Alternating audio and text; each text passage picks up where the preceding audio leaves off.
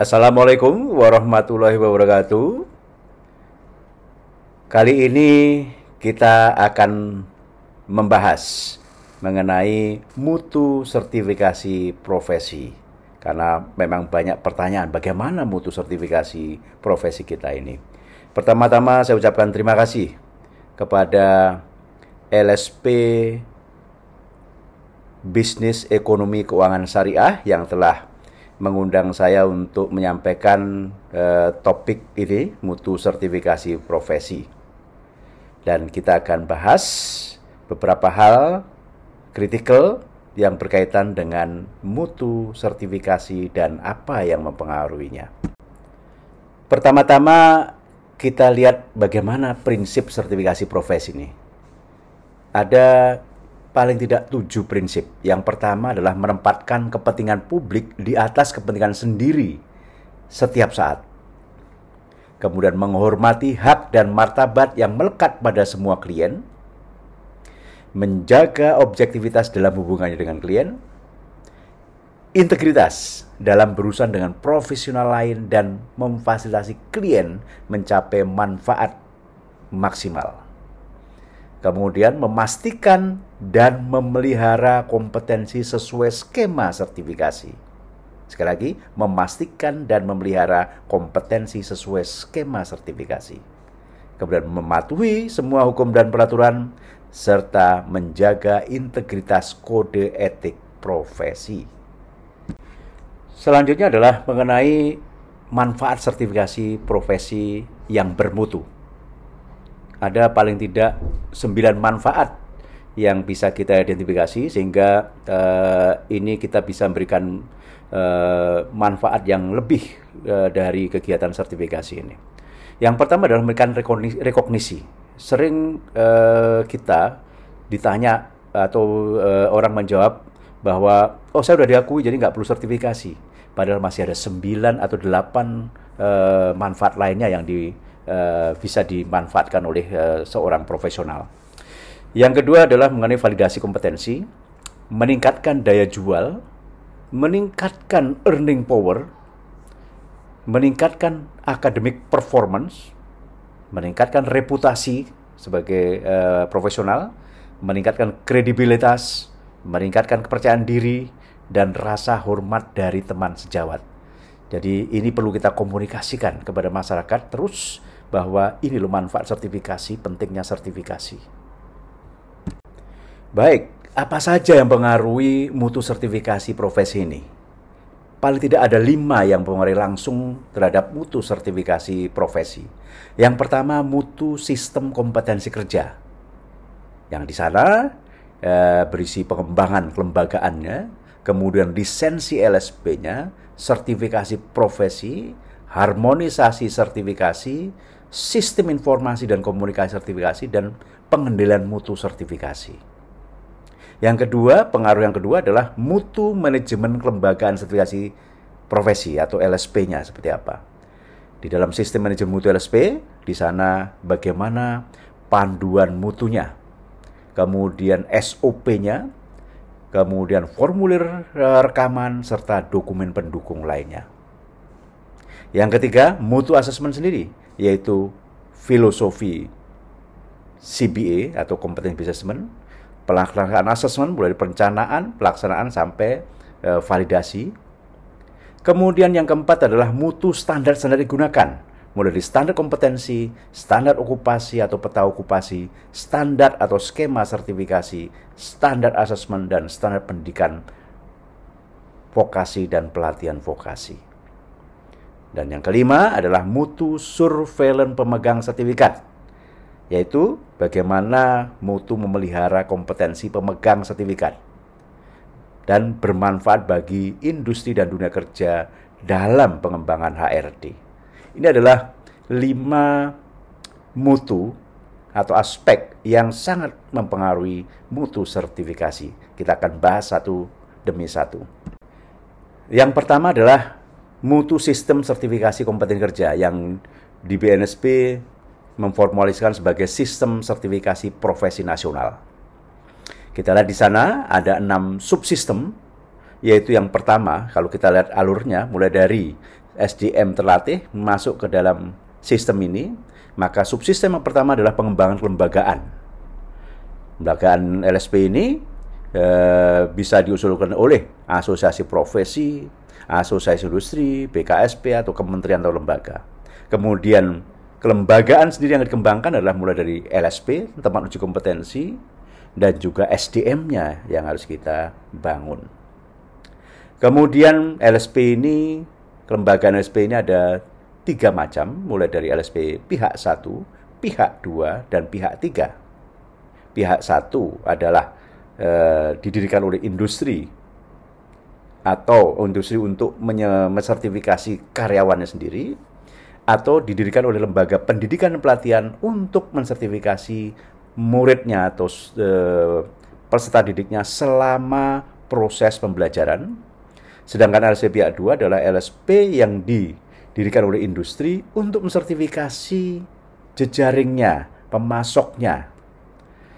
Kemudian juga dapat didirikan oleh otoritas untuk mensertifikasi jejaringnya dalam suatu program. Kemudian LSP pihak 3 adalah LSP yang didirikan oleh masyarakat, apakah asosiasi industri dan asosiasi profesi, untuk mensertifikasi masyarakat luas. Nah, kemudian subsistem yang kedua yaitu bagaimana lisensi terhadap LSP tadi untuk menjaga kualitas LSP tadi. Baru kita masuk ke sistem, kemudian subsistem sertifikasi profesi, yakni adalah bagaimana kita menghasilkan atau memastikan dan melihara kompetensi profesi tadi. Dan subsistem keempat adalah harmonisasi sertifikasi, yakni adalah untuk bagaimana sertifikat ini harmonis dengan lintas sektor dan juga lintas negara atau internasional, sehingga akan menghasilkan mutual recognition arrangement untuk menghasilkan profesional, kompeten, dan diakui.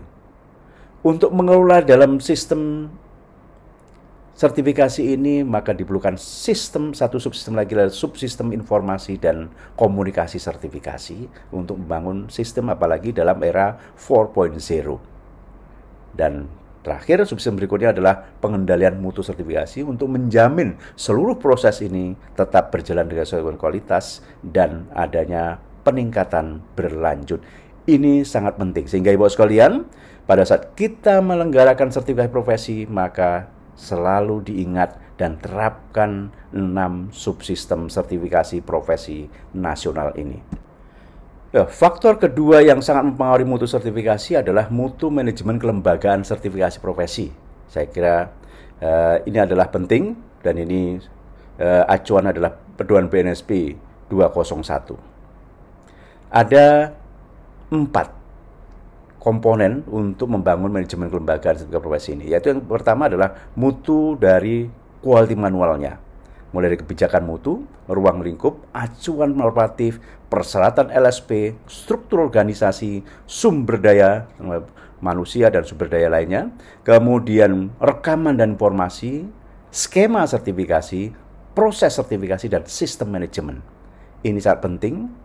Nah, di sini Ibu sekalian, di sana ada persyaratan di dalam pedoman BNSP, maka kita sebagai LSP harus segera memenuhi dan menyatakan dengan ikhlas dan gembira untuk menjamin jalannya sertifikasi profesi. Yang kedua adalah mutu SOP, mulai dari prosedur atau langkah-langkah, instruksi kerja, media, dan person in charge. Ini harus traceable terhadap standar, bukannya write what you do and do what you write, tetapi write what you do, conform with standard and technical regulation, and do what you write. Yang ketiga adalah mutu rekaman, aktivitas sesuai prosedur, kriteria unjuk kerjanya, kriteria kinerjanya, dan rekaman hasil kegiatan yang mampu telusur terhadap SOP dan quality manual tadi. Kemudian mutu dokumen pendukung, mulai dari standar kompetensi, skema sertifikasi, sistem sertifikasi nasional, pedoman BNSP, standar tempat kerja profesi. Ini adalah manajemen lembaga sertifikasi profesi. Nah, saya ingin dalam manajemen mutu lembaga sertifikasi, saya ingin kembali mengingatkan adanya prinsip sistem manajemen mutu, mulai dari fokus pada pelanggan. Jadi yang harus kita utamakan adalah pelanggan kita supaya pelaksanaan sertifikasi betul-betul bermartabat. Kemudian pentingnya kepemimpinan manajemen puncak.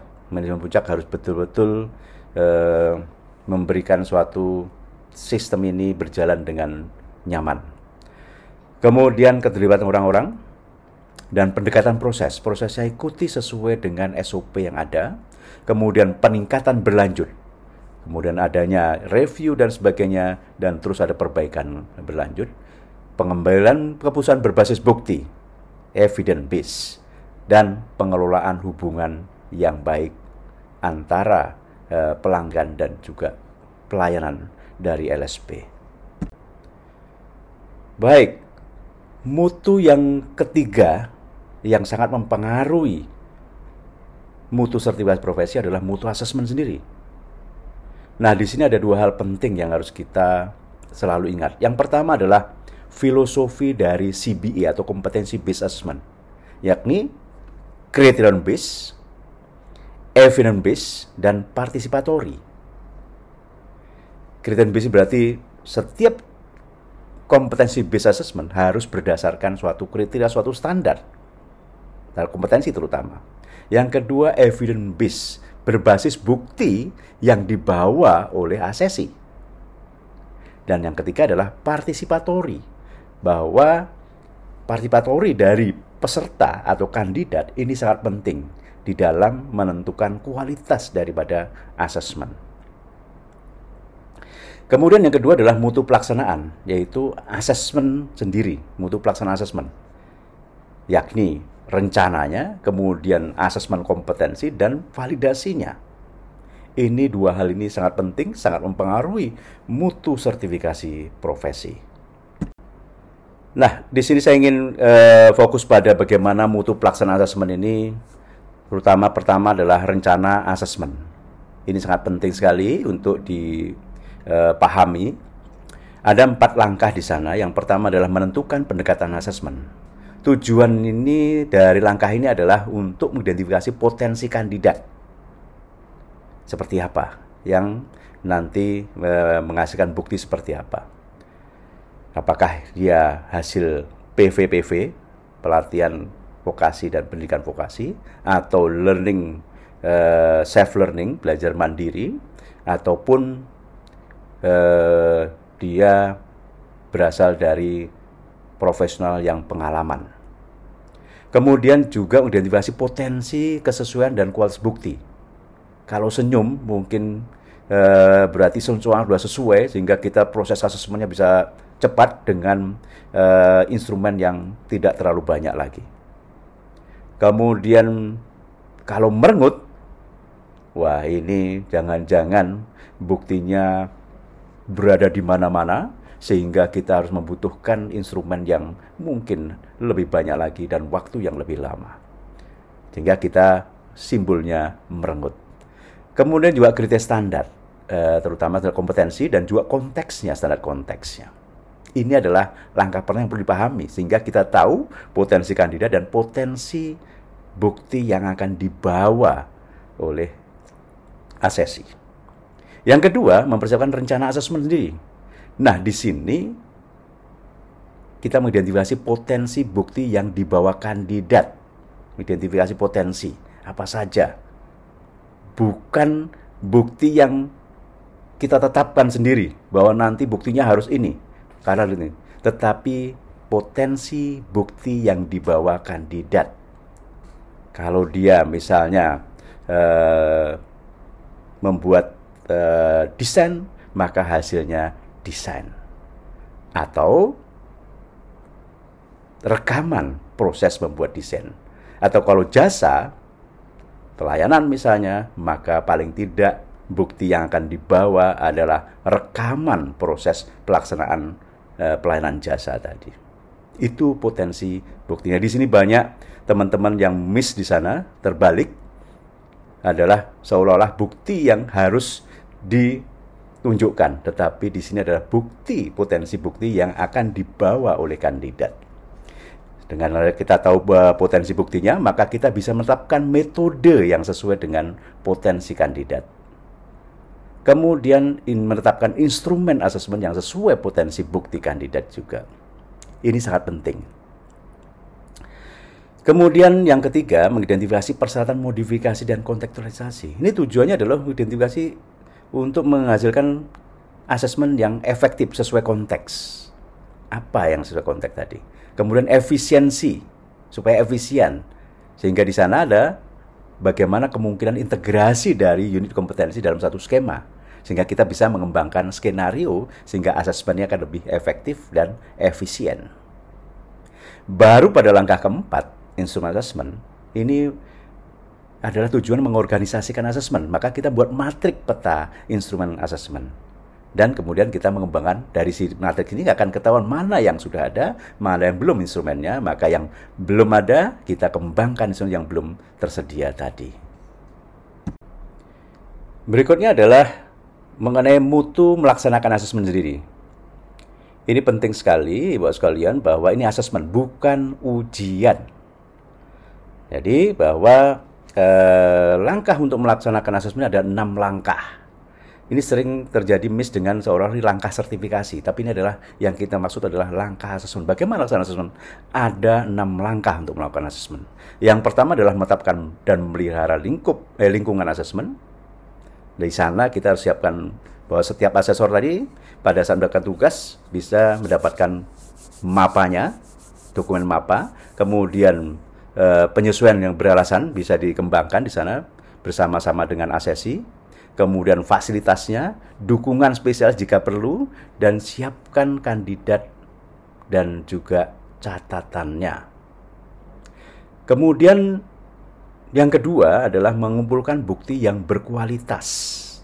Mulai dari pertanyaan, dengan menggunakan pertanyaan, observasi demonstrasi, observasi proyek misalnya, observasi portfolio, dan lain-lain. Yang ketiga adalah mendukung asesi.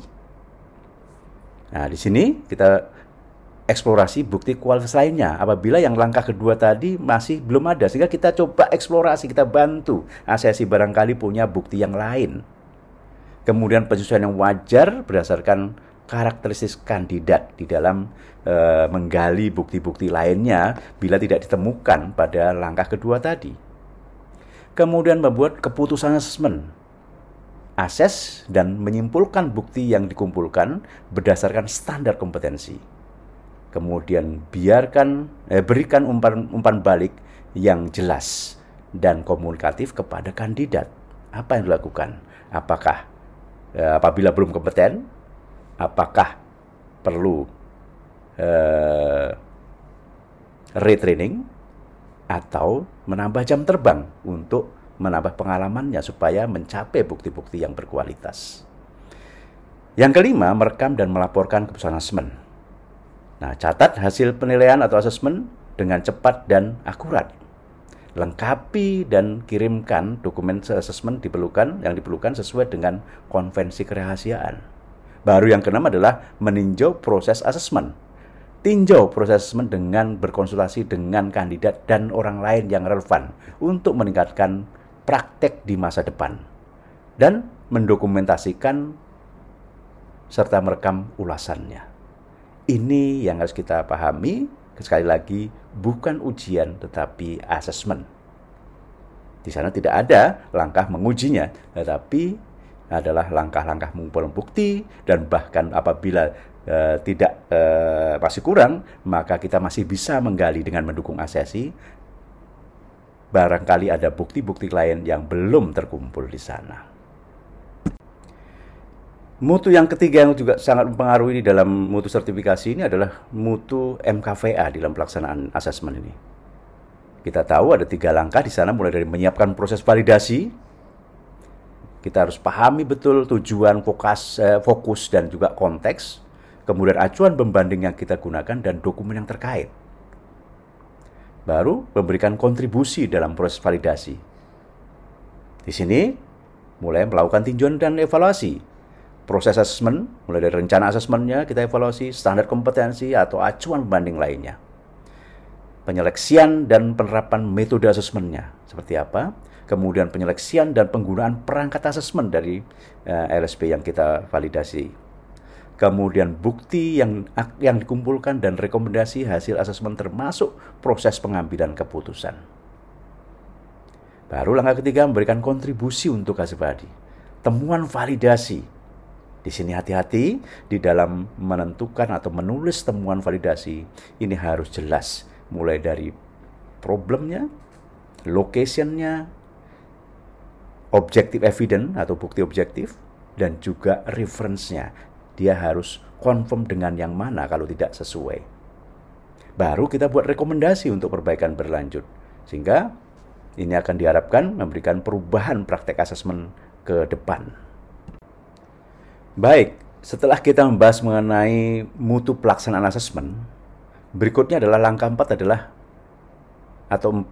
aspek keempat adalah standar-standar yang dibutuhkan untuk untuk penjaminan mutu dan rekognisi sistem sertifikasi. Kita coba ambil contoh rekognisi ASEAN. Yang pertama ada standar kompetensi atau kompetensi standar. Saya kira kita penting, yang harus kita pastikan bahwa yang kita gunakan adalah standar kompetensi berbasis pada RMCS, Regional Model Kompetensi Standar. Apakah itu SKKNI, standar khusus maupun standar internasional.